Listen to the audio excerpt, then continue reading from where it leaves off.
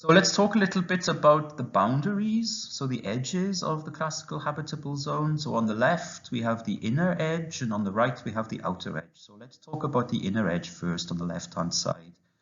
The main assumptions here for the classical habitable zone for the inner edge is that there's a large water reservoir, which the planet has got during its formation.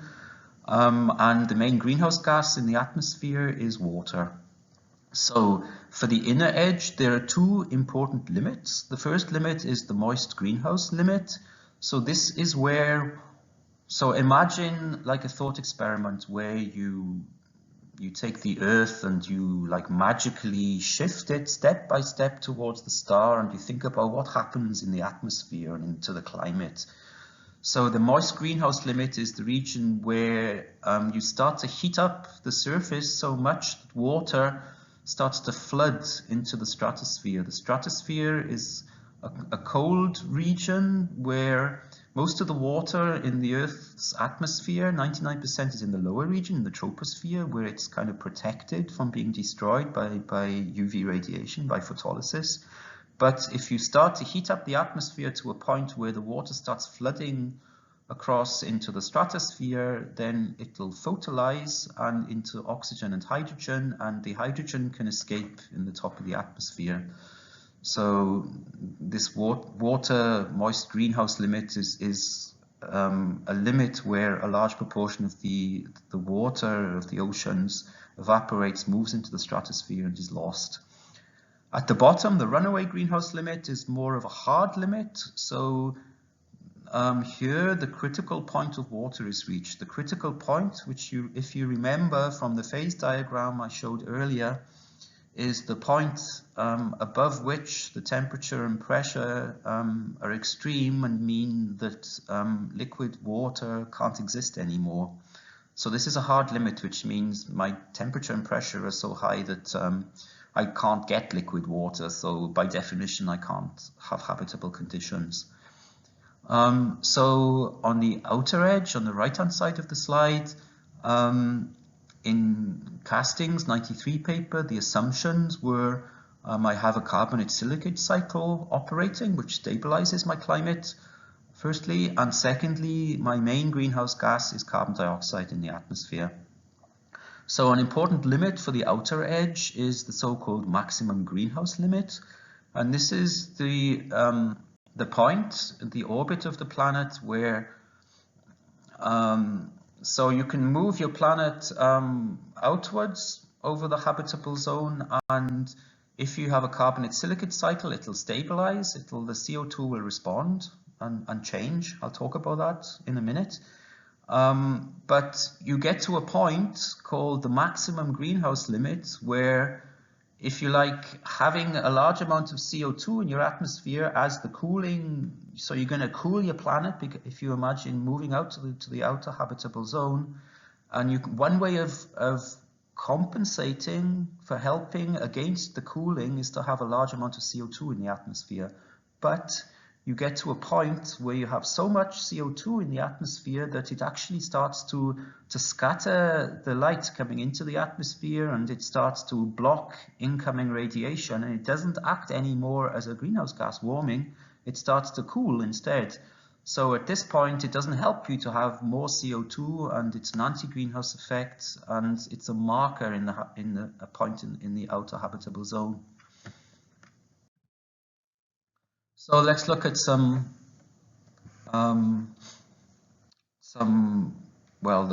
data points here show measured exoplanets, and the lines show the outer and inner edge of the habitable zone. The x-axis is distance in AU, and the y-axis is the stellar mass in terms of sun masses. The colored dots and circles and squares represent known exoplanets for different measuring techniques. Blue is radial velocity, green is transit, etc. The black diamonds show the solar system planets. And what you see here, the red lines are the inner habitable zone calculated by a model from Jom et al. And from Kopperapu et al. So the red lines are by Jom et al. and you see the albedo. He takes two surface albedos in his model. He assumes for the solid line a surface albedo of 0.2. So this means an albedo, a low albedo means that energy is absorbed, but for the dotted red line he assumes a higher albedo, which means more energy is reflected from the sun. So if more energy is reflected, it means you can effectively move your planet closer in and still, if you like, save the climate and still be habitable because more energy is reflected. For the outer habitable zone, you see the black outer line. So in terms of processes affecting the inner edge of the classical habitable zone, important processes are so-called climate feedbacks, and I show here two of the most important climate feedbacks. On the left-hand side, you see the water vapor feedback. So here, if you look at the bottom box on the right of the water vapor feedback, you see it's like a thought experiment. I say to myself, I have a planet, and I imagine that some effect leads to warming. And the warming you see in the bottom right box leads to water evaporation. And then following the arrow from evaporation to the left, this leads to more water vapor in the atmosphere. Water vapor is a greenhouse effect, so follow the arrow up. And this means leads to an increase in surface temperature due to the greenhouse effect. And warmer surface temperatures mean that the air is able to hold more moisture, and this leads to more evaporation. So the whole process goes around in a circle, and it's a positive feedback because an increase in temperature leads to more water vapor, more heating, which leads to an even higher increase in temperature. So the whole thing can go unstable and lead to more and more heating. It's like a runaway effect. On the right-hand side, you see a negative effect, the Planck feedback. So what happens here is that imagine you have an external change in forcing. Imagine the sun increases its luminosity, and this leads to an increase in surface temperature. What this can lead to then is that at higher surface temperatures, the atmosphere heats up, and the atmosphere cools into space by emitting long-wave radiation into space. And as the atmosphere heats up, it'll lead to increased cooling into space, and this will oppose the initial change. So it'll oppose the heating effect. I heat more, but my atmosphere cools more. So this is a negative stabilizing feedback. So what is important in the climate models that estimate the inner boundary of the habitable zone is how good is the physics of these feedbacks, and how does the one feedback play out against other feedbacks, and what is the overall result. So it's a challenging process to model. Let's look at the outer edge of the classical habitable zone. So what you see in the diagram here is the carbonate silicate cycle. So you see on the left clouds, and clouds lead to washout of carbon dioxide into the atmosphere. The carbon dioxide with water and rocks like calcium silicate weathers into the rock, and there's a chemical reaction forming calcium ions and hydrogen carbonate, and they can move into the ocean and have a chemical reaction where calcium carbonate is formed and CO2 and water. And the carbonate can be subducted, removed downwards into the Earth's mantle via plate tectonics. And you see on the right-hand side, at high pressures and temperatures, the CaCO3 is thermally decomposed, and it releases its CO2 back out through volcanoes, back out into the atmosphere. So this is a cycle. You see carbon dioxide on the left-hand side being removed into the land via weathering, and you see then via subduction it's coming back into the atmosphere via emission from volcanoes. Now on the right-hand side, it explains why the carbonate silicate cycle is a stabilizing feedback. So again, it's a thought experiment. Imagine for some reason there's an initial decrease in CO2 in the atmosphere.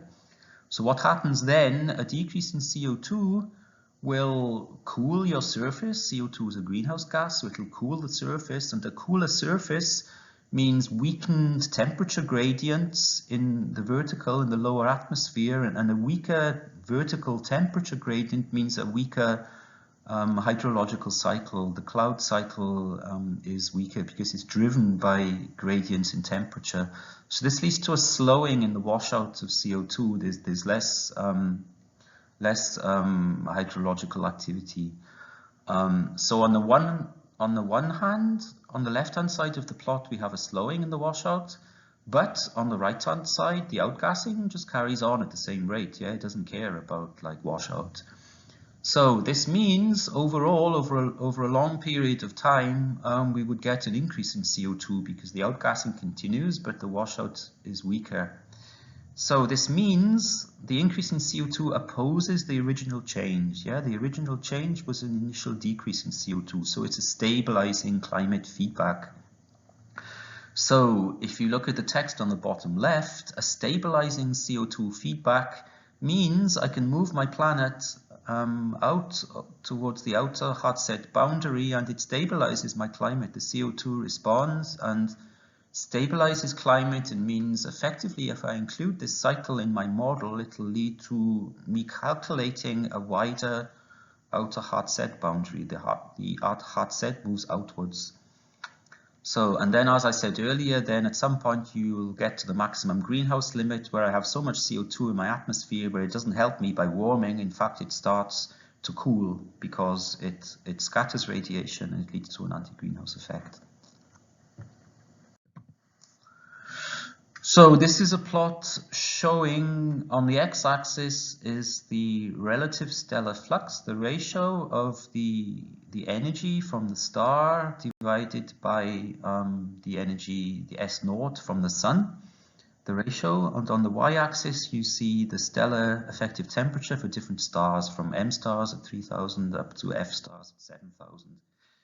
So this is quite a complicated plot.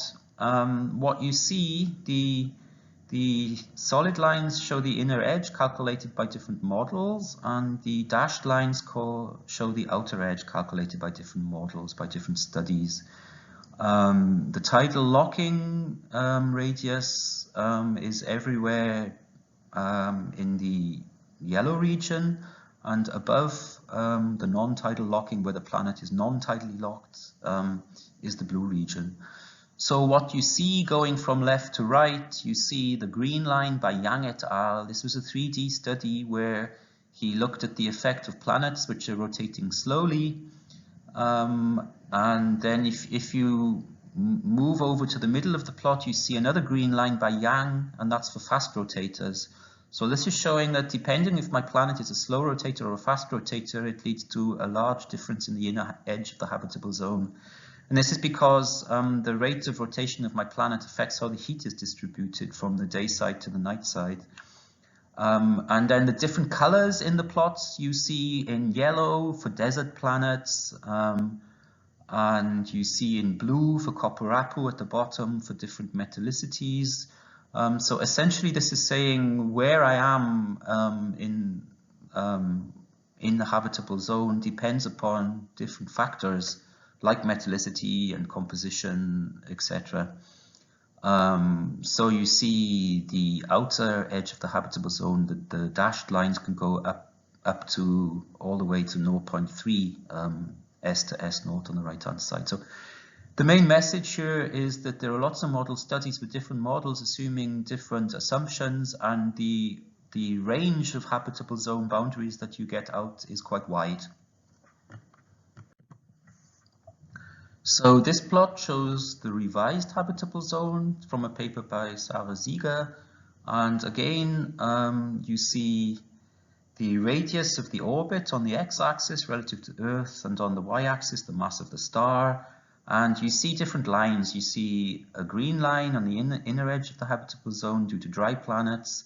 You see the light blue habitable zone for an Earth-like planet, and you see a blue region. If you look at the top right, The idea here is that planets with large hydrogen atmospheres, hydrogen can make the greenhouse effect more efficient and can extend the habitable zone outwards. And you see on the right-hand side, it says in white internal heat required. So here you don't have enough heat from the start to keep you in the habitable zone, but maybe from internal heating you can achieve habitability. Sorry. And the dots show known habitable planets, so the purple and the grey dots on the left. The plot here shows the white dwarf habitable zone. So here a white dwarf, well, on the x-axis you have the planet orbital distance, so a white dwarf is quite small and quite cool, and it cools with time. So the planet, in order to stay in the habitable zone, has to migrate inwards towards the star at a suitable rate such that to compensate the cooling of the white dwarf, that it stays habitable. On the y-axis you see the white dwarf age, and the blue region is the white dwarf habitable zone.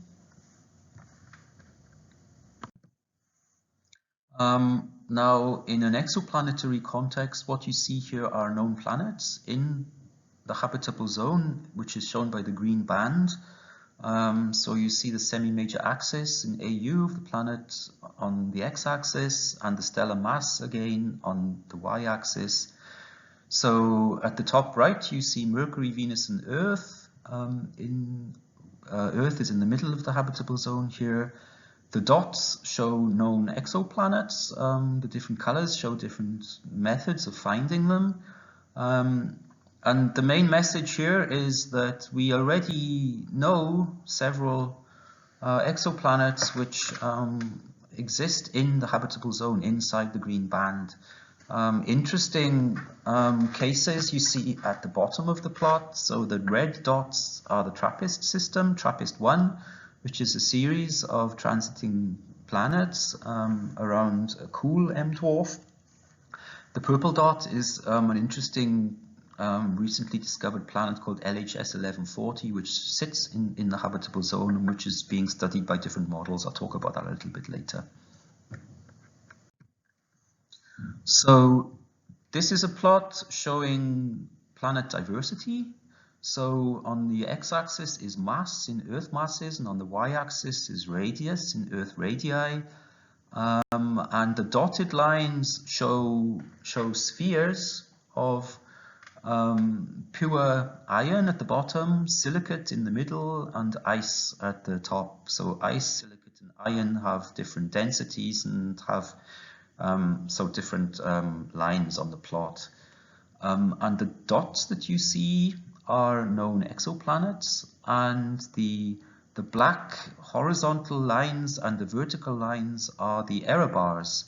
So the horizontal line is the mass error bar, and the vertical line is the radius error bar. So what you see here is that there's quite a variety of planets known.